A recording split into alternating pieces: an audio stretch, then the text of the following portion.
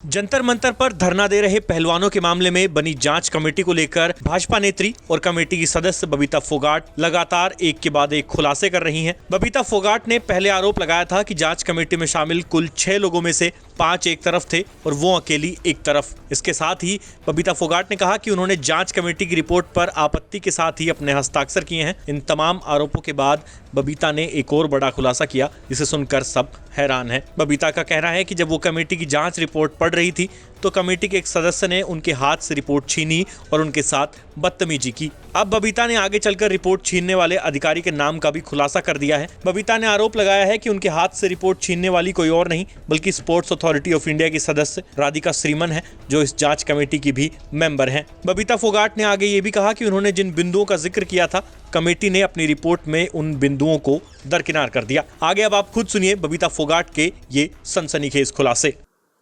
देखिए, कमेटी के बारे में ज़्यादा कुछ तो मैं नहीं बता सकती, क्योंकि कमेटी के मेंबर होने के नाते बहुत सारी चीज़ें कमेटी के अंदर ही सीमित होती हैं और एक दायरा, कानून का एक दायरा होता है, उस कानून के दायरे से हम बाहर नहीं जा सकते। लेकिन मैं इतना कहूँगी कि जब मैं रिपोर्ट पढ़ रही थी तो हालांकि मैंने एक दो इशू मैंने उस पर मतलब उठाए और उन इशू के ऊपर उन्होंने दरकिनार करते हुए उन्होंने फैसले लिए। और जब रिपोर्ट को मैंने थोड़ा सा ही मैंने पढ़ा था, यहाँ तक कि पूरी रिपोर्ट भी नहीं पढ़ने दिया गया, थोड़ी रिपोर्ट मैंने पढ़ी थी, उसके बाद सडनली एक अधिकारी ने मेरे हाथ से रिपोर्ट छीन ली।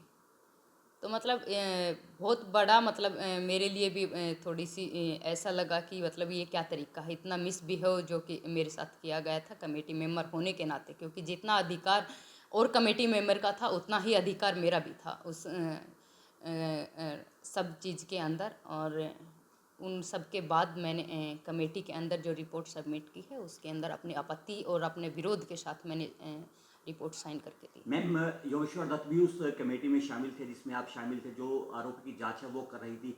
क्या आप उस अधिकारी का नाम बता सकते हो? क्या योगेश्वर दत्त के भी साथ ऐसा हुआ था? देखिए, योगेश्वर दत्त का तो मुझे नहीं पता, योगेश्वर दत्त ही बता सकते हैं इस बारे में। लेकिन हाँ, मैं उस अधिकारी का नाम जरूर मैं बता सकती हूँ। राधिका श्रीमन जो हैं अथॉरिटी के साथ चेयरमैन की वो थी वहाँ पे, जिन्होंने मेरे साथ मिसबिहेव किया था। क्या आप रिपोर्ट जब पढ़ रही थी, क्या उन्होंने ही आपकी रिपोर्ट है वो छीनी थी? या क्या आपने उस रिपोर्ट से असहमति है वो जताई है?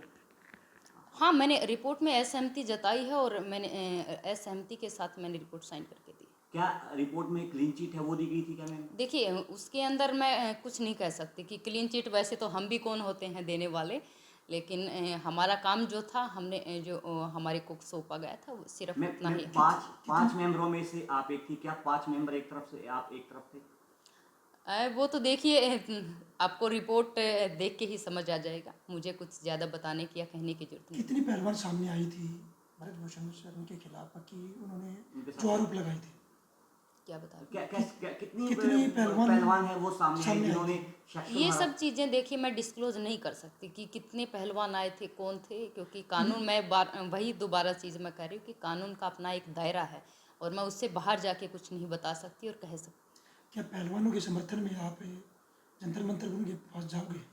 देखिए, मैं हमेशा महिलाओं और खिलाड़ियों के हमेशा साथ में खड़ी हूँ और पहले भी थी और आज भी हूँ। क्या मैम? और खिलाड़ी के साथ में, और जिसके साथ भी गलत हुआ है, हालांकि हमारी न्यायपालिका पे मुझे भरोसा है कि हमारी न्यायपालिका जो है वो जनता जनार्दन जो है हमारे उनके समक्ष आएगा, जो भी फैसला आएगा सबके सामने होगा। क्या मैम खेल मंत्री अनुराग ठाकुर के साथ आपकी इस पूरे मामले को लेकर बातचीत हुई? देखिए, मैं एज ए कमेटी मेंबर वहाँ पे थी, तो मैं एज ए कमेटी मेंबर जो मेरा काम था बस मैंने उतना ही काम किया।